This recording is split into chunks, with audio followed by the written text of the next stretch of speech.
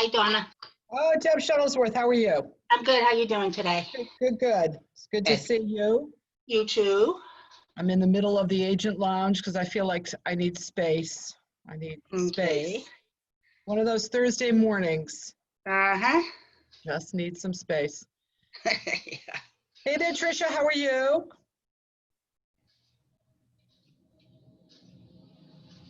You good? It's good to see people. I miss people.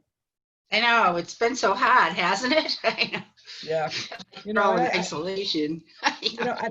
I think if you're, I'm a high I, so I'm generally somebody who needs to be around people, and so Mm-hmm. like my son was like, he's definitely not a high I. He probably has no I. And he's like, I don't really mind this at all. I just, it's getting a lot of work done and I'm all by myself and, he lives alone. And I'm like, I'm ready to start knocking on the neighbors' doors and ask them what's new and, coffee we can have together. Or, I know, right? I got a mask on. Will you hold me close? Social distance over the fence. Exactly. Yeah. I should have. Who would have known, by the way? I looked at a picture the other day that somebody sent me, a friend of mine sent me. It was a picture of us probably towards the end of February. And come on in, people. There we go. And it was a picture of us at a restaurant. And my husband's like, I think that's the last time we were at a restaurant together. And I remember I left early because I was tired and I was just like, and I would have stayed. I would have stayed super. I would have been the last person out the door. And I Right. knew Yeah. the last time we were all going to be together. So, I know. It's crazy. Yeah. yeah. Although the real estate market, man, just crazy, kicking. I don't think at our team meeting, at Signature Properties team meeting, that maybe everybody sort of understood what it was. We went last year, we were at 72 as a state ranking. We're at Yeah. 52. 50, we went Wow. up 20 spots. That is Wow. amazing. So I just, I think maybe people don't really appreciate how well the market's doing and just how, units are up and volumes up and, Right. Yeah. it's obviously not because of a pandemic, but I think we need to be grateful for it. That's all I'll say. Mm. It's 10:01. I've got Right. Yeah. I've got 6 beautiful people here with me. I will give it just another minute or two, and then we will begin talking about CMA's, comparable market analysis. So I got lots to talk about, and I had a lot of coffee this morning, so hopefully I'm a little awake. Could I have been? Oh God, now that I just start talking about sleeping, I'm gonna go fall back asleep again. How's everybody else? Anybody got anything exciting going on? Buyers, sellers, listings? Something they want to talk about? Nope.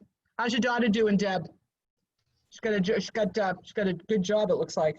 Yeah, she's good. She just actually went back to work physically a couple of weeks ago. So they're kind of, they have like the space restrictions in the lab and stuff, but she's happy to be back in the, in the lab doing the hands-on stuff, Yeah. so she really likes it. My daughter's a material chemist, and so she brought all her stuff. She brought as much of her lab equipment home as she could. Uh-huh. And then probably smuggled in like material that really doesn't belong in a home. Yeah. And this is being recorded. I probably shouldn't say that. Because, like you said, when you do that type of work, you got to be in a lab set. She's back. They're all back. Everybody's back. Yeah. But there she was doing, some lab work in a residential setting. Probably not what that's really for. Okay, it's 10:03. That means it's 10 o'clock Realtor time. Hey, if anybody's looking for a chuckle, I'm not sure that you may get the emails from South Shore Realtors as I do. You know, I get a love for my realtors.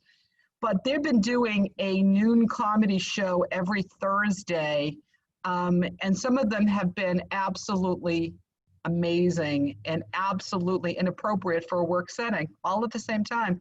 But today is the final one. So if you are looking to if you got time at noon and you're looking for like a 20-minute chuckle, please join them.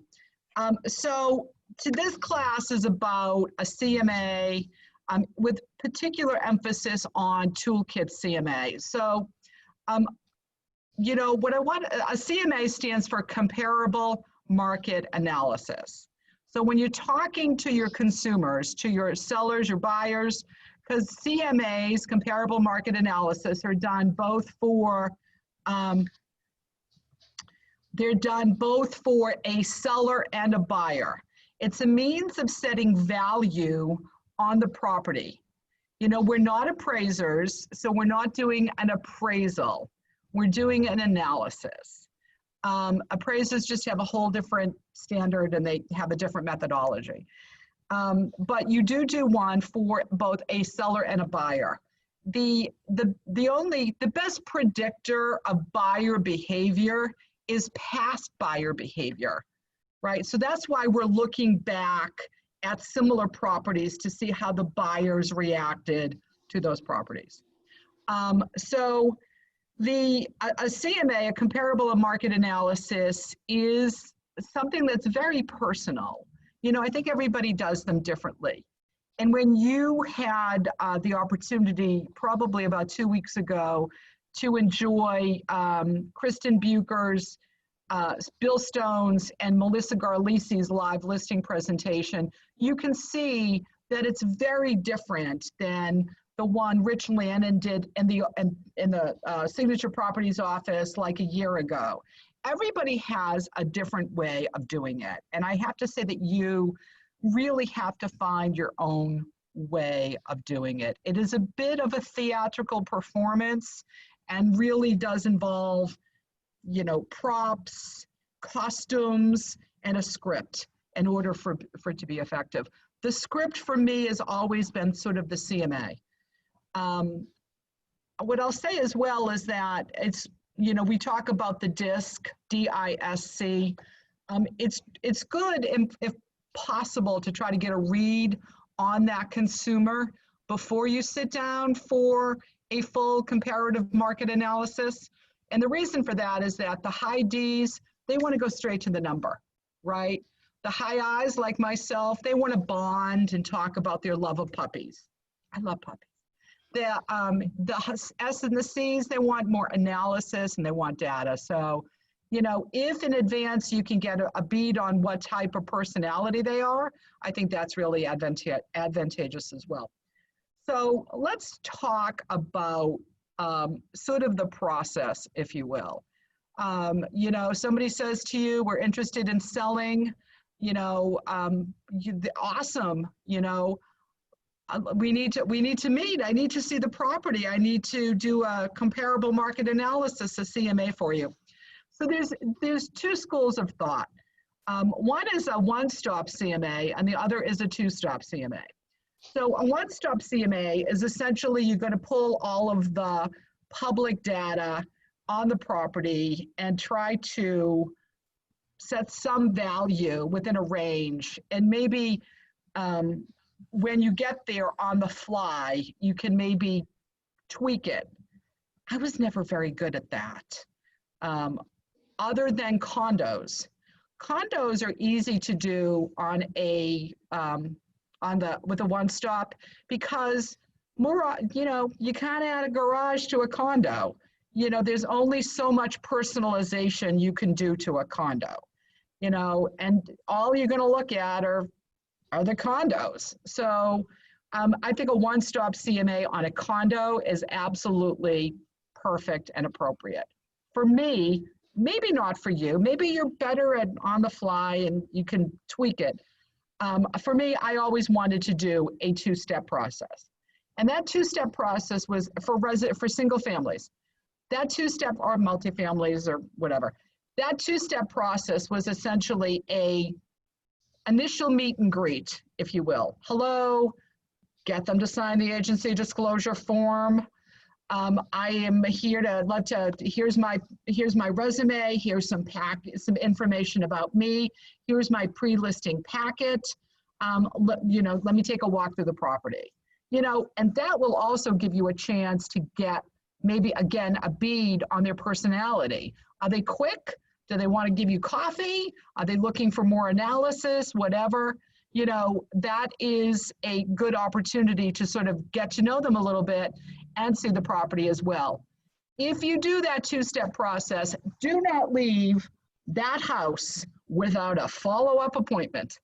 Because if they didn't like you and they're like, well, call me 2 days from yesterday and we'll figure out a time, they're gonna ghost you. They are. So make sure you're walking out the door as well with an appointment. Like, it's gonna take you a couple of days to do this because you're busy lead generating and so forth. But what I'd say is that you need to, somebody just pulled up with a dog, that you need to always make sure that you have a follow-up appointment before you exit that property. So let's talk about, the biggest hurdle, quite frankly, is looking for the properties that go along with that are the comparables with the property. So let's say you're looking at a 1,600 square foot ranch. So what I always would do is use a 20% variance, right? So I'm just going to take some notes because I have a memory like a sieve. So 1,600 square feet, I'm going to use a 20% variance. So I'm going to look at houses that are 80% of 1,600 and 120% of 1,600. So that's going to give me houses size from 128 to, hold please, to 1920.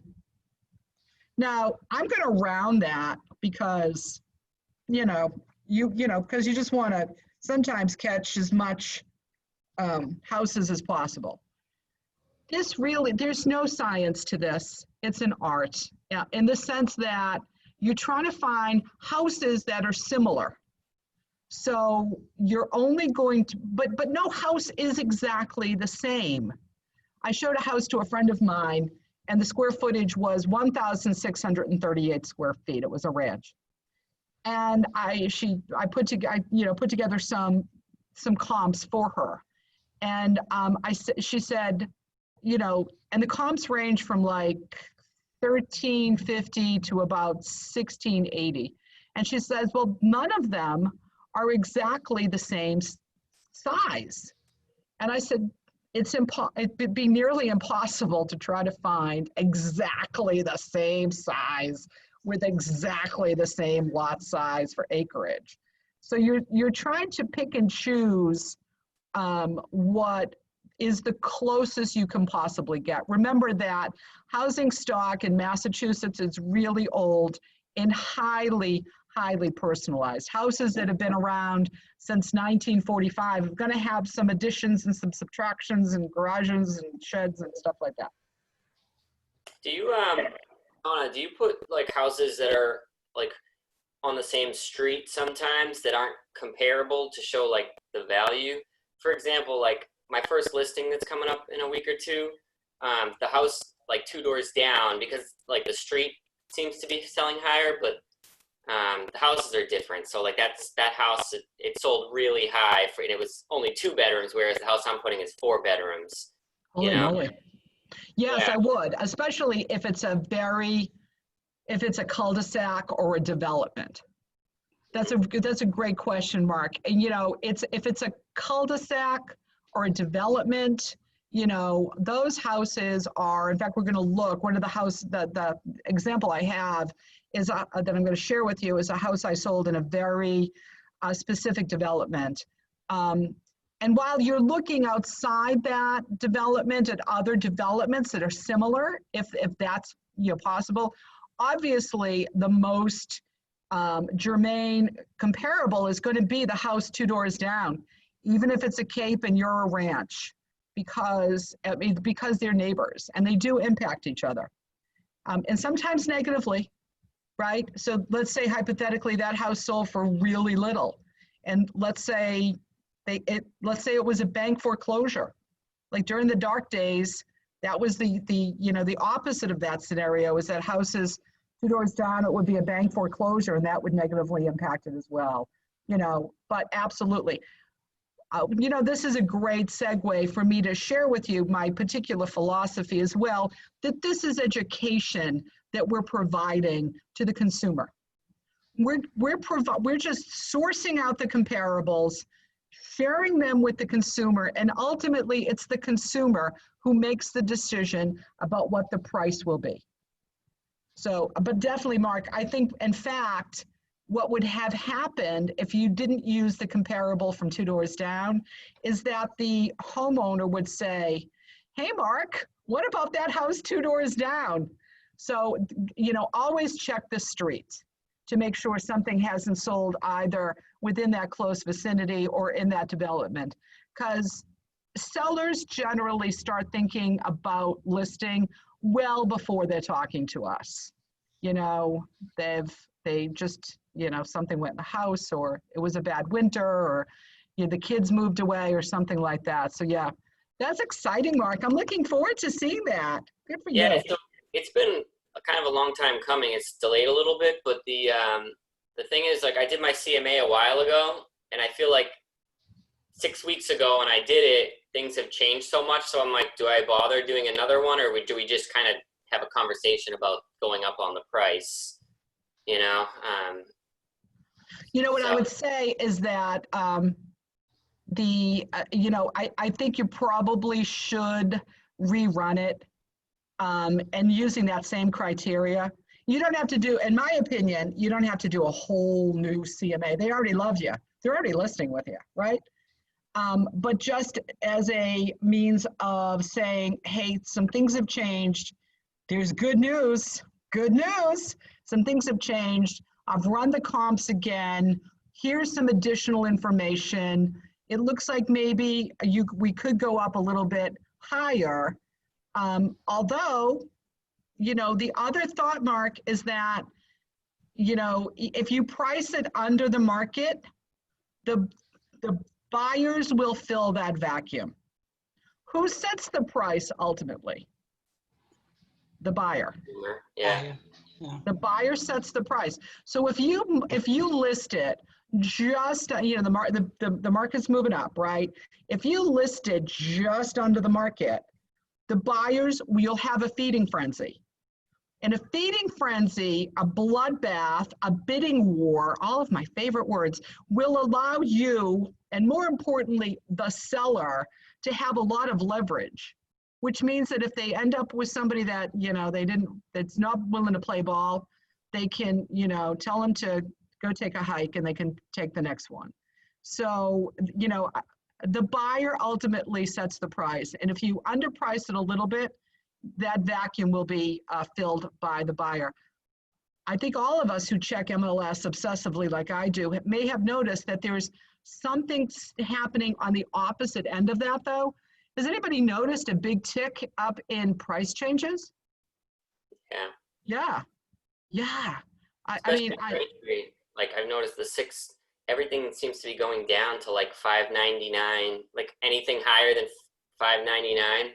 A lot of them are coming down, and I'm like, I don't know if people are only approved to $6.50 or $6.25. I don't know. I was trying to figure it out, and I can't. But I did notice like something's price changing. Well, you know what I'll say, and I give credit, of course, to the great Kate Richard, who said this to me once, and to all of us. And she said, it's really a beauty contest and a price war. And so, houses that are gorgeous, buyers want move-in ready. I mean, I can only talk about, the very small group of people that my buyers, they all want, other than an investor friend of mine, they all want like move-in ready, right? Shiny, shiny, shiny, move-in ready. And so, it's a price war and a beauty pageant, beauty contest. So if they're beautiful, they're gonna get the price that they want. So pricing condition. Okay, so let's talk about, so you've gone into MLS and you have, so again, I'm using that 20% variance. And the other thing I'm going to use is, of course, the town. Now, in towns that have very specific school districts or very specific neighborhoods, and there are towns like that. I don't know if there's common in the South Shore as they perhaps are up in the Boston area, for an example. But if that's the case, then you should just use those really distinct neighborhoods that go along with it, or those really distinct school districts. At this point in time, what I would say is that you should also use 3 months as the time window. Now, normally we go back 6 months, right? Especially as we're coming into the spring market. So if you're coming into the spring market, April, for an example, late March, early April, and you're going back 6 months, you're essentially going back into the dark days of winter, and that's hard to find. So you do need to go back 6 months sometimes. Currently, in the beautiful month of June, it's been active, and so you can go back 3 months. And again, because it's changing, and maybe it's slowing down a little bit. Sometimes I think it's people, like you said, Mark, people are pumping the brakes a little bit. But at this point, I would say go back 3 months. The other thing you want to do is only consider styles that match the home that is your subject property. So from now on, I'm going to call the property the subject property, okay? So if you are putting together an analysis for a colonial, you're going to use colonials, capes, Dutch colonials, salt boxes, garrisons, things along those lines. You're not going to use ranches, and you're not going to use front to back splits. Conversely, if you're doing a ranch, you'll do ranches, front to back splits, what else? You know, pretty much that's going to be it. Because people who are getting, you know, colonials and capes are sort of really similar, right? They got 2 levels and they're really similar. Ranches and front to back splits and what else? What's the other phrase I'm looking for? Multi-level. They're similar. So you're not going to use a ranch and a colonial together. Okay? Any questions about that at all? Awesome. So I'm now going to attempt to share my screen so that I can show you Toolkit CMA. So when you join Keller Williams, I automatically put you into Toolkit CMA. And where's my, oh, here we are. So does everybody see Toolkit CMA? Yep. Awesome. I still surprise myself sometimes that I get this to work. This may be the highlight of my whole morning. So first of all, you need to go back to the question at hand, where to find the comps. You need to go into MLS and find the comps. Honest to goodness, it's the hardest part of the whole thing. And I once saw a realtor have a cry when she couldn't figure out really any comps for a property. We have a couple of different tools to use, okay, when putting together the listing presentation. So this is the listing presentation. So we also have, and I'll circle back to that, we also have through Command a very, very nice listing presentation. We can use that. We also have MLS Cloud, CMA. We can also use that. Toolkit CMA, in my opinion, is, well, with all full disclosure, I know it really well because I've been using it for 15 years. It's been around a long time. And I just find it, pretty user-friendly. It's got Keller Williams branding on it, so that's pretty effective. What I do want you to know, though, is that there is a small cost to you through the Market Center. when you use Toolkit CMA, you will be charged $8 that particular month. So if you do 3 or 4 or 5 CMAs, 100 CMAs in the month of June, you'll be charged $8. It's flat. If you then do nothing in the month of August, you do not do any CMAs in the month of August because you're away, for an example, or you're just, you know, you're busy selling houses, whatever, you will not be charged it. But I do want to be clear that there is a cost for it, okay? So this is a listing presentation I did for Sam and Susie seller. So this again, hopefully this is going to work. Crossing my little fingers. Awesome. So this is a property, the subject property is 25 Birch Bottom Circle. Now, I made up the, this is not Birch Bottom Circle in Rockland. This is actually a house I just grabbed quickly. But it's the Birch Bottom Circle property is much nicer. And I took this property, the address, because I remember it. It's the first, it's a deal I had with Kristen Bucher like 10 years ago. I had never met Kristen before. And it was really one of the best deals I've ever had with any co-broke ever. And just, you know, my absolute work appropriate affection and obsession with Kristen Bucher happened then and there. But it's occupied by the same people. So one of the first things I want to be clear with is that you really do need to, when you go, if you haven't done it already, or you need to make sure when you do start a CMA that your profile is complete. Because if it's not complete, you don't put a picture in, you don't put your appropriate information in, you're not going to look professional. You want this to look as professional as possible, okay? Make sure your name is spelled correctly, make sure that, you know, everything is correct. And again, you're gonna see that it automatically is popping in the KW logo right then and there. Now there's lots of, you know, when you go in and do it, and I'm gonna go in with you in a moment, there's a ton of choices that you can make. Again, go in and make sure that you have everything there that you want. There's a letter, there's a delivering a 10+ experience. So this is nice because, you know, it's essentially an interview tool for the sellers. Mr. and Mrs. Seller, what is it that is important to you? Oh, please. Sorry about that. You know, again, and then going deeper, what's important about that? What's important to you about that, and so forth. So that's a nice little tool. How does someone win or lose with you? I don't know if you like that. Maybe you take it out, you know, maybe you think it's redundant to the first one, but again, a nice little tool for you. Oh, please. Oh, I can't get it to move. Oh, this is pretty awesome. See? I think it's a tool that's underutilized. And so one of the things I decided, you know, I thought this would be a good class because we just don't talk enough about it. You know, it can be delivered. Of course, I think that you should be sitting down with somebody to having this conversation.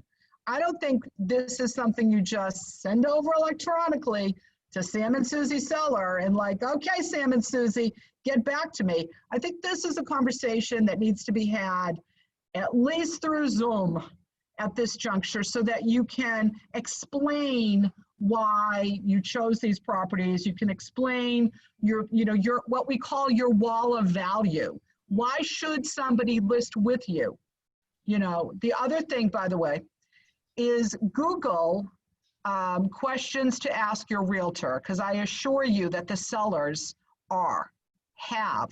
So you might as well already know the answers to the questions they're going to ask you. Okay, that's a little tip.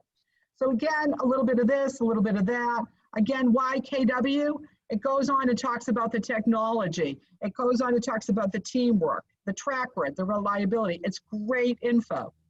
Going, you know, the 14-step marketing plan. If you don't have a 14-step marketing plan, congratulations, now you do. But if these are not things that you're going to fulfill, if you say you're going to do something, you must do it. If you put together a separate marketing plan and it's got a whole different thing, you can insert it, right? But if you say you're going to do professional photos are done by a professional photographer, not by you with your iPhone. Okay, we're moving on. Market research. So again, and we're just going to keep, this is good, by the way. I'm sure everybody's seen this. This is the 7 levels of an open house. Again, if you're going to do this, include it. If you're not going to do it, don't include it. Okay? I feel like the CMA, the other one that that a lot of people use, doesn't have like any of this. I think this is really cool. I'm glad to hear that. I'm really glad to hear that.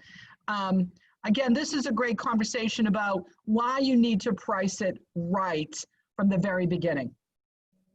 Listen, we can have that conversation with them about, listen, all of a sudden we're seeing all these price changes.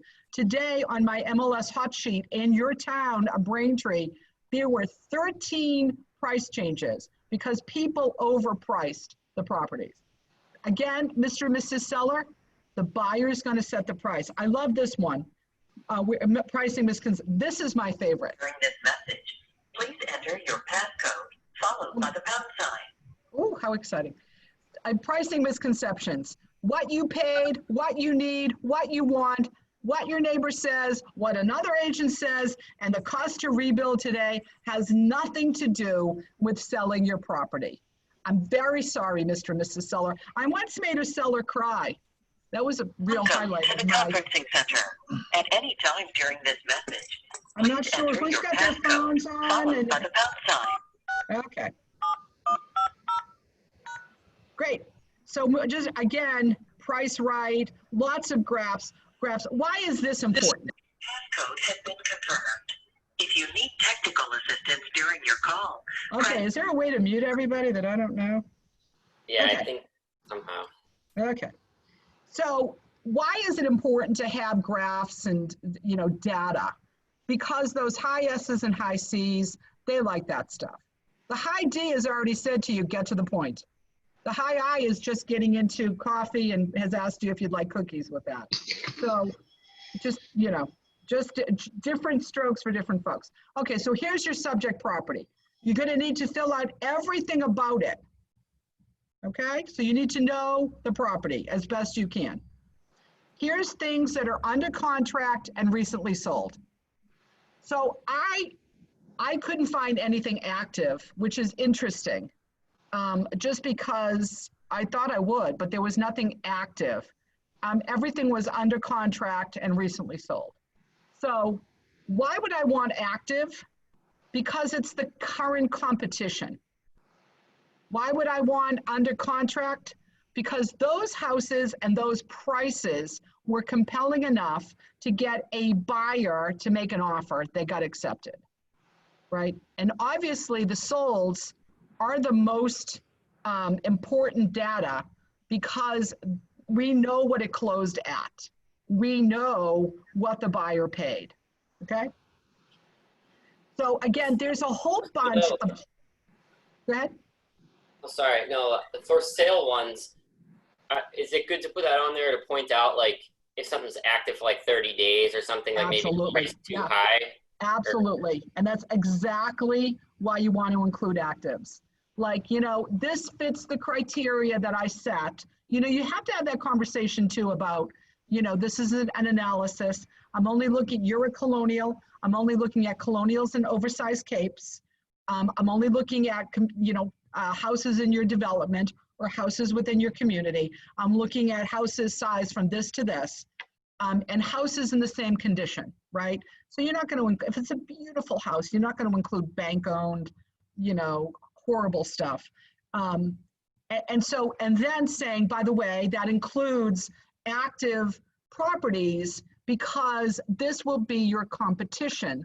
And now we see that when you price at 625, you're going to sit on the market for 30 plus days. Mr. and Mrs. Seller, what's more important to you?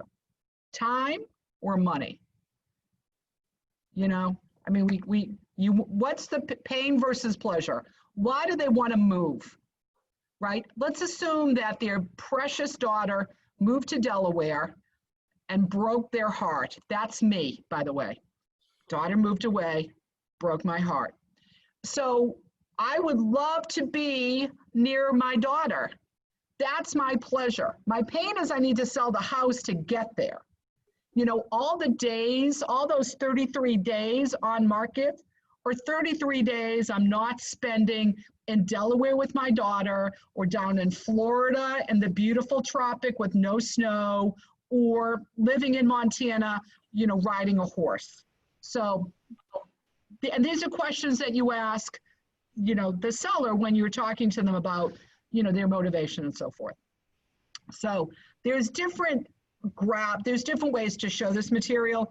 There, you can do like a columnar system. I always just went with like, you know, one per page. So here's one house, right? And you can do it so you show all the pictures, but that's a lot of printing, right? That's a lot of printing. Or again, here's the contract.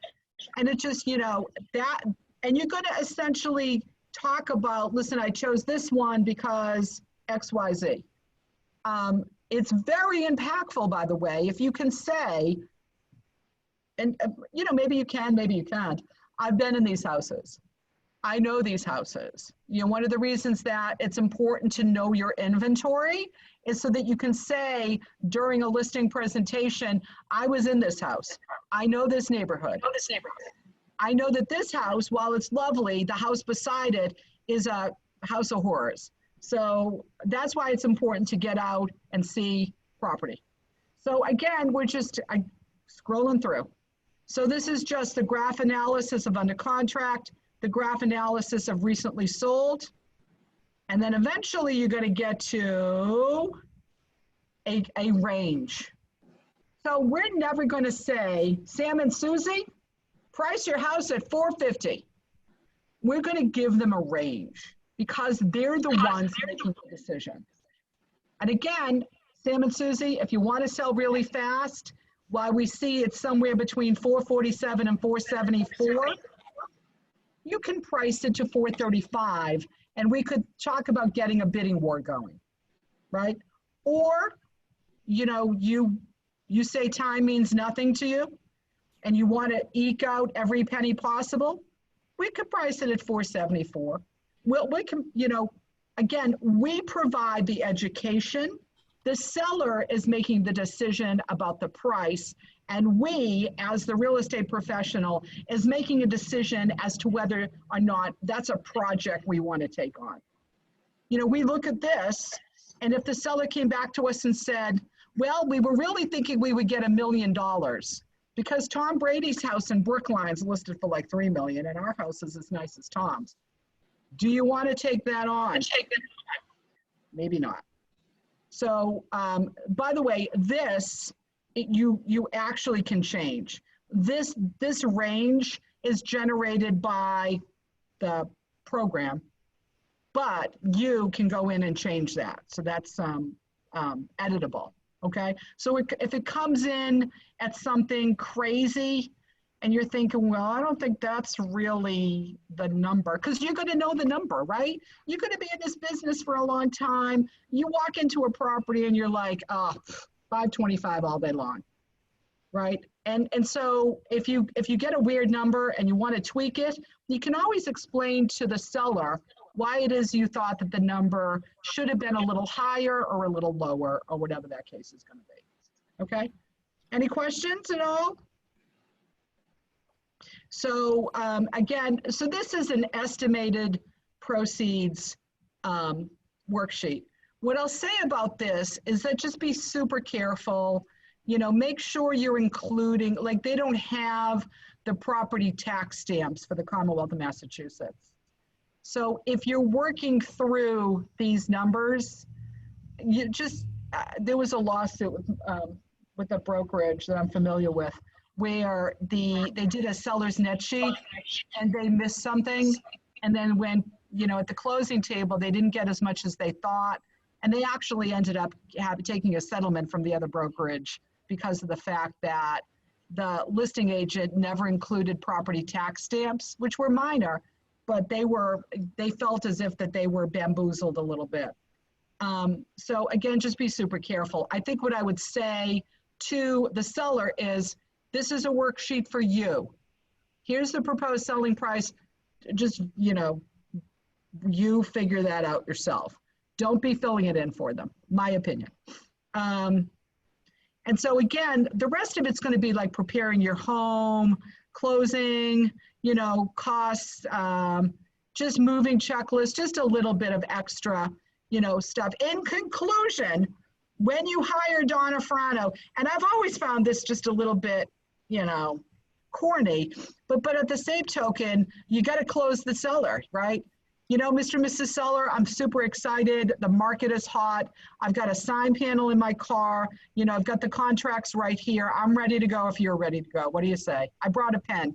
It's shrink wrapped. Here, open my pen and sign here.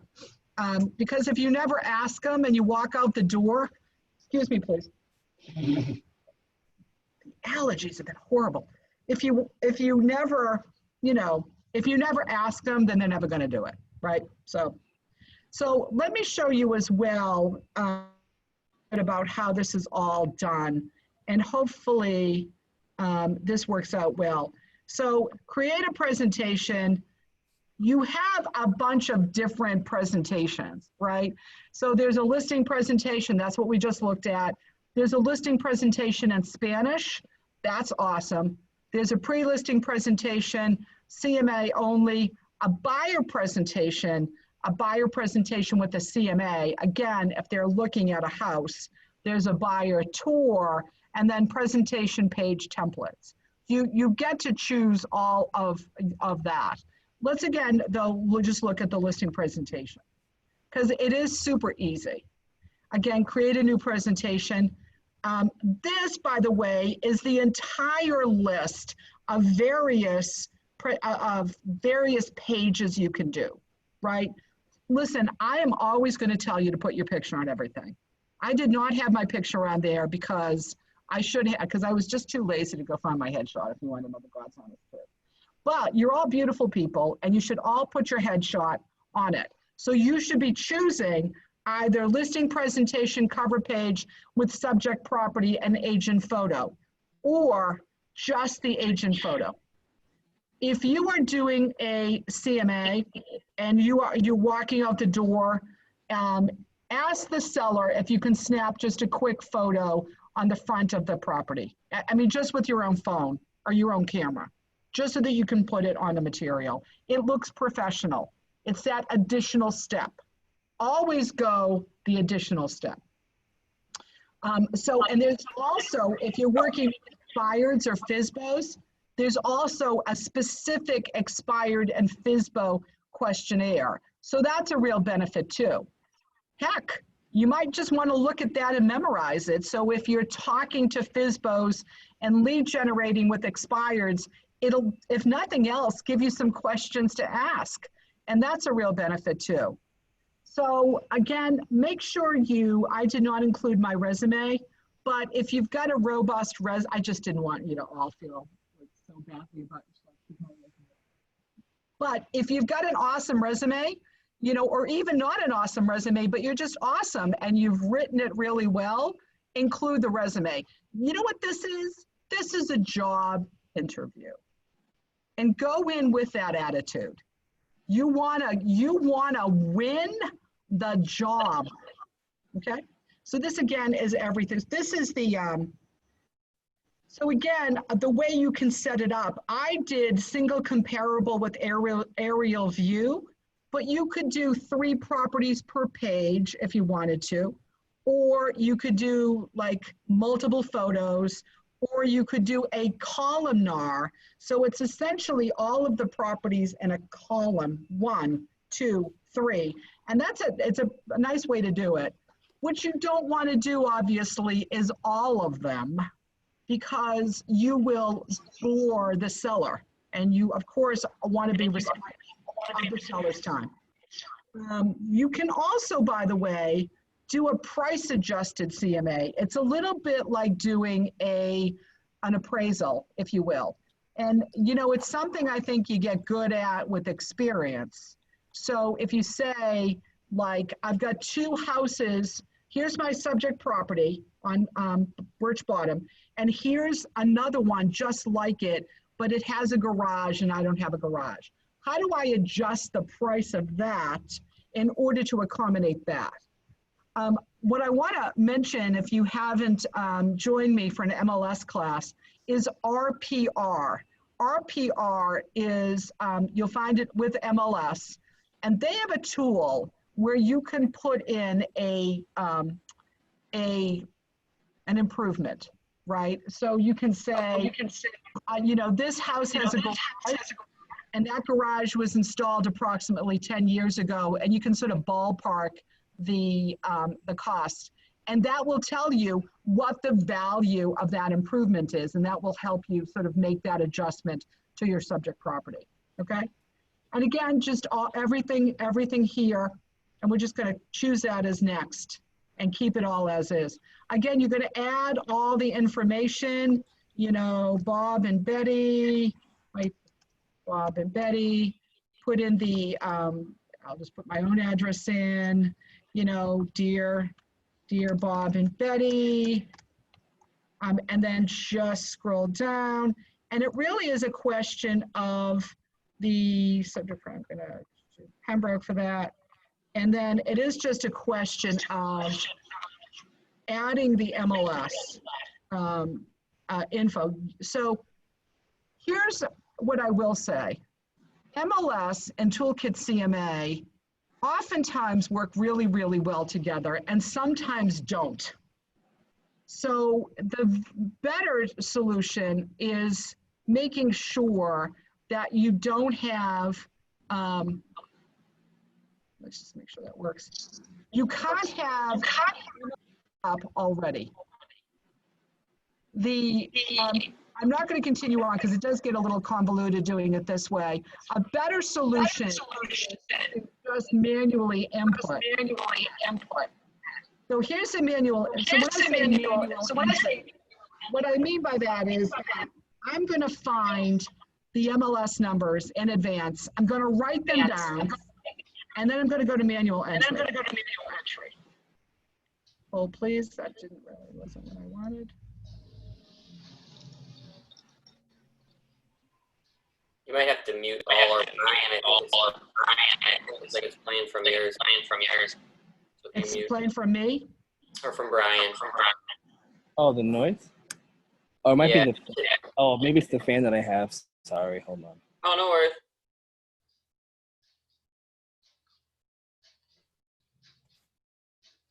I just saw that one flash and I figured that might have been it. Oh, there we go. Okay.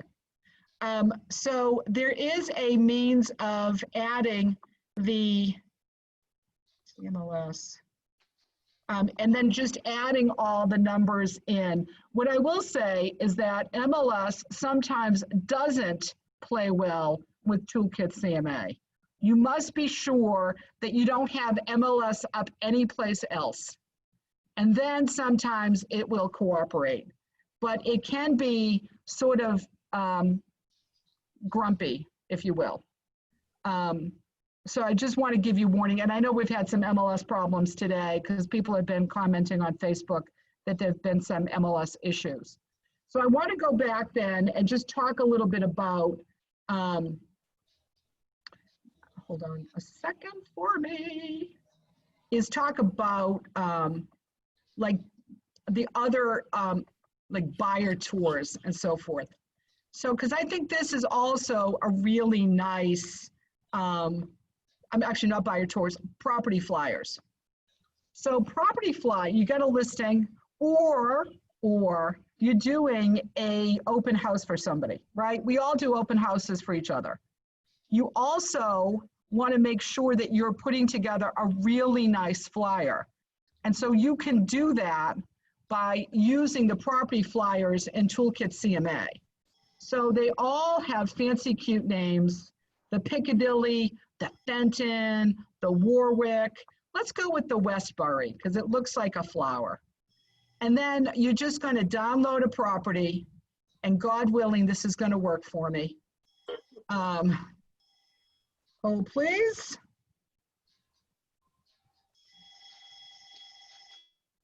Take 726780029.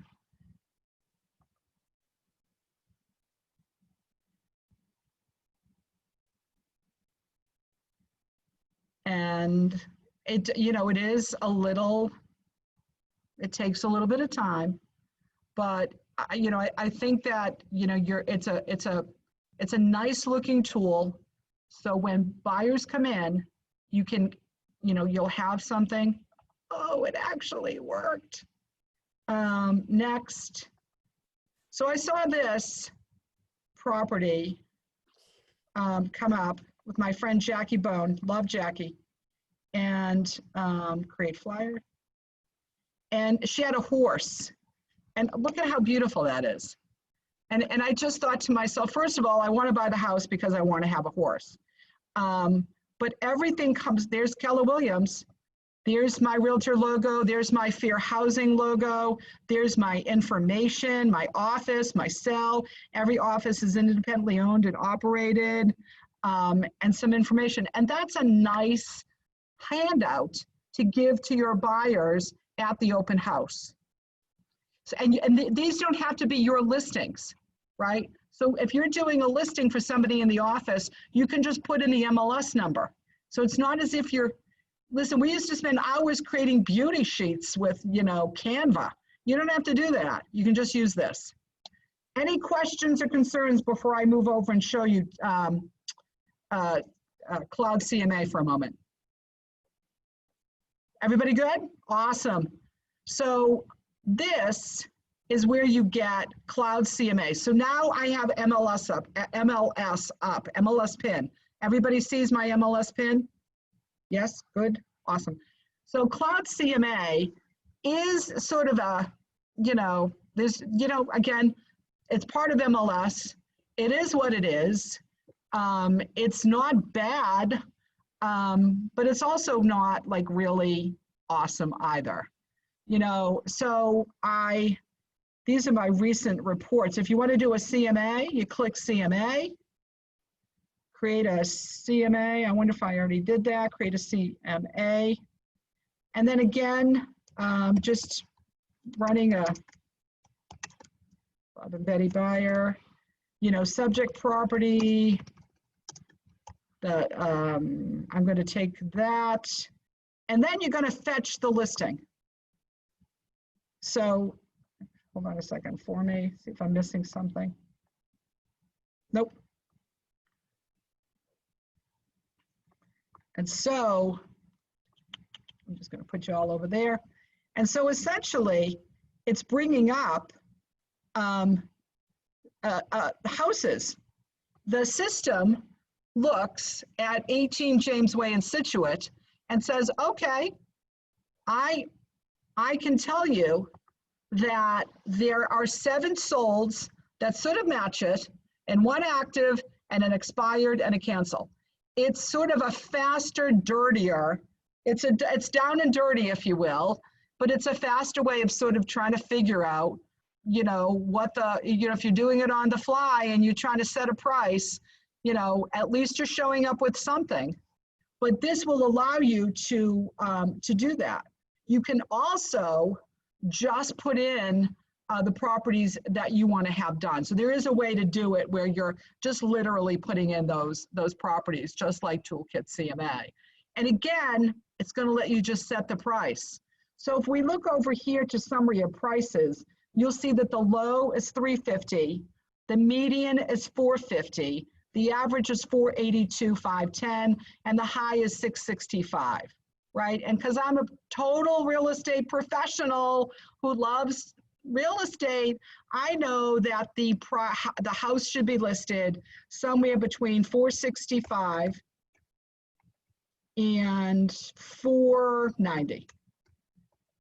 Again, and I probably should also put dollar signs in so I look like a professional rather than the, what did I say, 490? So again, there we go. And that way we can explain it. I want to take a second too to talk about median. the word median and average, why is it so different? As I understand it from my CPA husband, median is probably a more accurate price because they're sort of removing the outliers and just, I forget it's the middle, if you will, rather than average, which will take, you know, the lowest of 350 and the highest 665. So it sort of skews it a little bit. But you should, and again, that's a really, you know, uneducated definition of median. So you should know what median means so that when your seller says, hey, what's median? Like, why is that so different? That you have a good answer for that, okay? So that is using Cloud CMA. There's no cost for it because you're already paying for it because it's a part of MLS PIN, okay? They also do flyers. So if you want to do a flyer, so I already did a flyer for Bob and Betty Buyer. Here's my flyer for Bob and Betty Buyer. I definitely want to buy this house on Circuit Street. Again, what is it missing? It's missing a little bit of that, like, wow. I mean, Toolkit CMA had that wow, right? This is just a photo with the text taken from the marketing text that Jackie Bone, awesome woman, wrote in. And here's my Keller Williams signature property logo, and here's my information, my contact information. So not quite as, like, you know, sexy, if you will, as the other, but again, it's fast, right? The other thing they do, oh, that's not what I was looking for. The other thing they do is also buyer tours. So here's a buyer tour for my, for Bob and Betty Buyer. So again, this though does give you the KW logo. I was happy to see that. And when I put it in, I was all over the place. So I'm going from Lowell all the way down to Situate. We're gonna drive up and down the Southeast Expressway. And again, it's just, it is what it is. It's just an expression of, like, but it's not bad. I mean, you get the home buying process, you get map of the listings, you get the listings themselves. These are, you know what else I like? I do like, how do you rate the property, right? So when I've been showing property to buyers, I generally play, do you like this better than the last one? Okay, so, you know, we're out, Bob and Betty, we're out looking at property. You know, we just saw the first one and now we're looking at the second one. Is this house better than the one we just left? Yes or no? Because if they say yes, then emotionally we're removing that first house from the list. And then if we see the third one and they're like, okay, we know that the second house was the one that was superior. You know, is this better than that? Is the third one better than the second one? No. Okay, so the second one's still the winner. And that's not a bad way to do it. The stars, on the other hand, are a little bit like playing House Hunter, where they're just circling stars. But again, a nice little tool. And again, it's got, you know, oh, this is the other thing. It's got area restaurants for all the communities. So if your buyers care about that, then it also has, or if you need to find a restaurant when you're done showing property in Malden, you'll be able to find that. That's a nice little win too. So again, all through Cloud CMA on MLS. Any questions or anything before we move over to Agent to Command for a moment? Because we are coming up in our time, and I want to leave some time for a couple of questions. Donna, hi. When you do the Cloud CMA and you put in your subject property, now when you do a search, does it give you the same type of property? I forgot. I've done a few. Yeah, so it does. It'll get, I mean, they use like an algorithm. What they're really using is tax assessment information, right? They're using the public record information that's available through MLS and just using that. You should look at it though to make sure that it is accurate. If you've got something tricky, you know, I would always recommend just that really long, slow search through MLS to make sure that you're getting you know, the most accurate comps you possibly can. Okay. But Yeah, yeah, they you know, Cloud CMA uses an algorithm to find houses that match that criteria, assuming that the public record information is accurate. And in your opinion, what is the benefits of using Cloud CMA versus the other one that we just went over? Toolkit CMA, you know, it's first of all, it's free.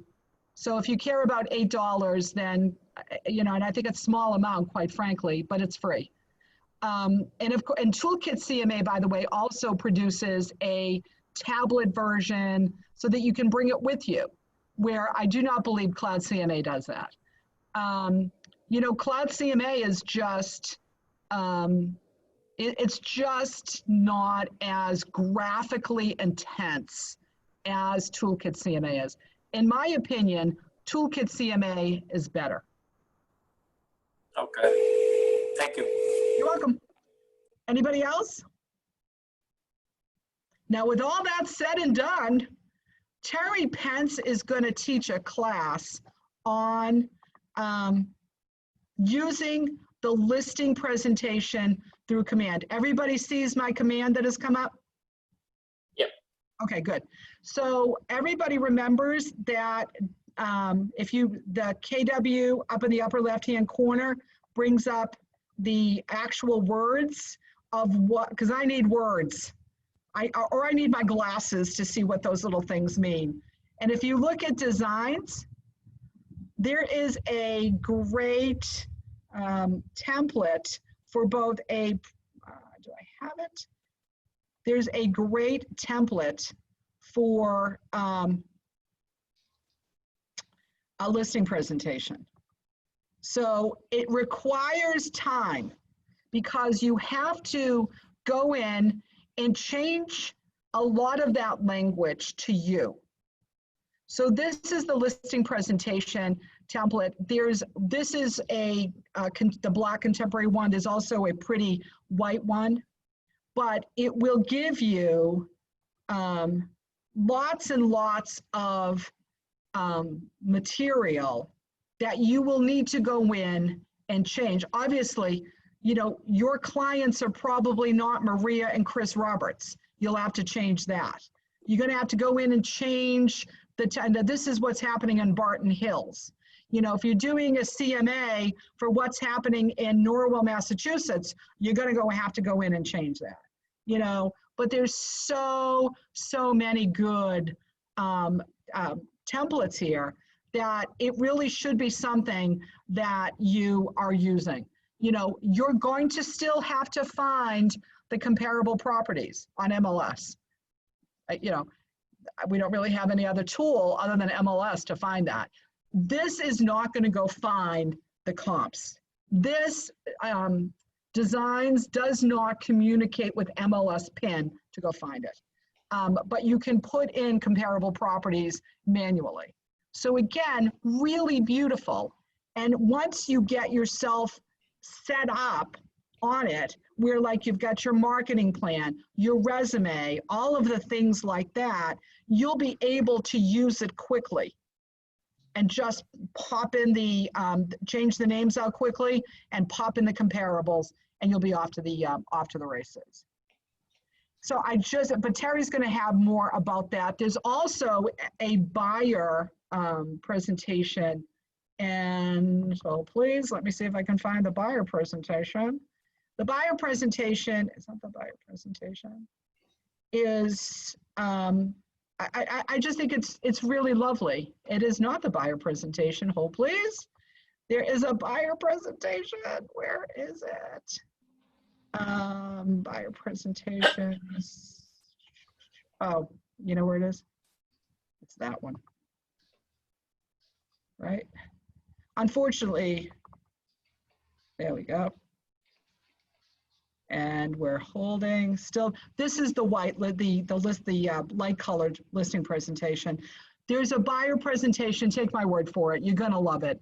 But time is running short. Who's got other questions? Anything about CMAs or how to talk to sellers or where to how to adjust for something. Donna, how do you go about getting access to the toolkit CMA? Is that through Faye? You are set up right away. So if you go to Toolkit CMA and put in your email, you're already set up. Everybody is set up. Hey, Donna? Yes. Well, you can finish what you were saying. I just want to ask a quick question afterwards. Okay. Do you want me to call you afterwards, Brian? Oh, no. I can ask it here. Sure, go ahead. Oh, so in the way beginning when you were talking about a 20% variance up and down on a specific, I think you said square footage. Yeah.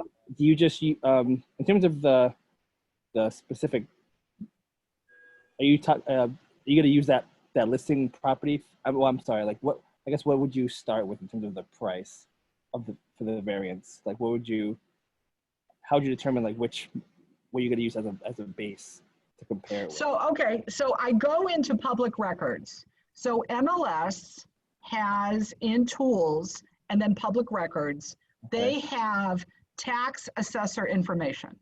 So I'm going to go into the tools and then put the address in and see what it says for square footage. So, and then, and I'm going to assume that's correct. You know, sometimes what I'll do with my pre-listing, if I'm doing a two-stop, right, I'll show up with my resume and, you know, some of my testimonials and some of my past solds. And I'll also include the public record for the seller to see, because sometimes it is wrong, you know, and if it's going to be wrong, we might as well sort of nip it in the bud even before we get to the market. But, you know, now in today's world, a lot of that is really, really accurate in comparison to 15 years ago.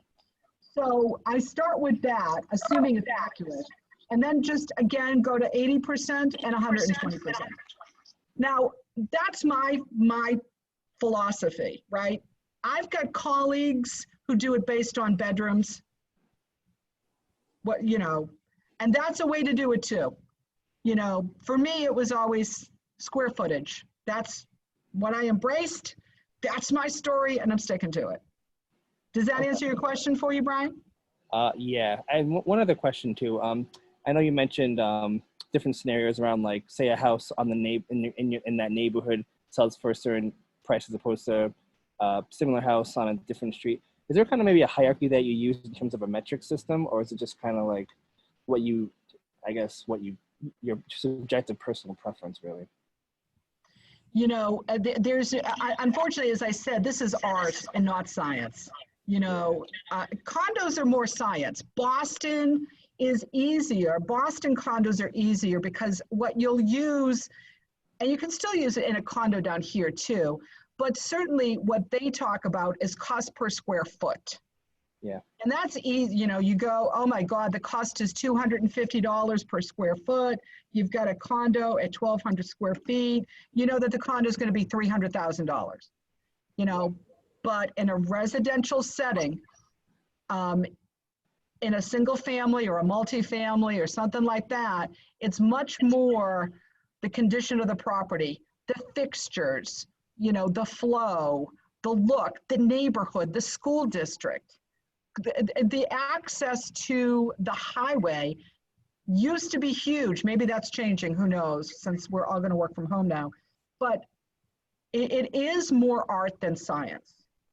And again, we're just providing information. So if we say to Sam and Susie Seller, you know, here's the house 2 doors down from you. It's different though, but it's a good comp because they're your neighbors. This family said that your neighborhood warranted going 105% over asking price versus a house that's really close to yours, that's a half a mile down the road, that, you know, they're the same square footage.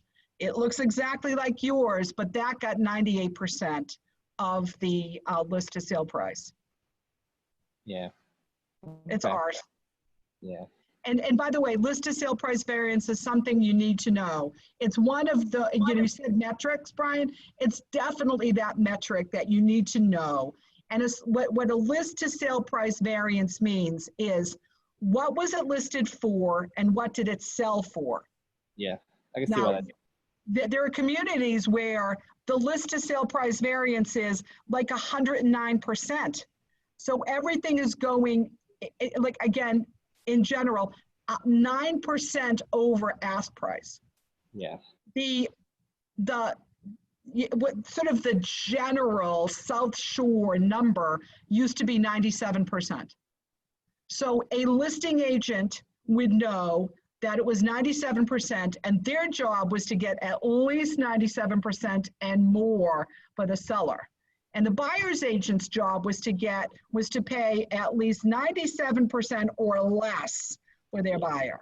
Nowadays, though, the prices are crazy, and stuff is going way over. But look in your communities. If you're doing a CMA and you're doing a CMA in Quincy, know what Quincy is getting as far as a list of sale price variance. And Quincy is one of those communities that's very neighborhood centric, right? I think Wollaston Beach is totally different than, I'm trying to think of another area that I would know off the top of my head. I can't think of another area in Quincy, forgive me. Quincy Center or something like that. So list to sale price variance. Okay, thank you. You're welcome. Anybody else? Questions, concerns, thoughts? Okay, well, if you do have anything that pops up, I'm always available for you. Just ring me, happy to talk CMAs and, all of that stuff. If you have not seen Kristen Bucher, Bill Stone, and Melissa Garlisi's live listing presentation, it is on YouTube. If you can't find it, come back to me and I'll send it to you via YouTube. It's very, very good. Melissa Garlisi, man, I would hire that woman today to sell my house. And I'm a licensed real estate professional. Okay, awesome. We are at 11 or just about that. So thank you all for coming by. And again, let me know if you have any problems or questions. Okay? Thank you. Everybody.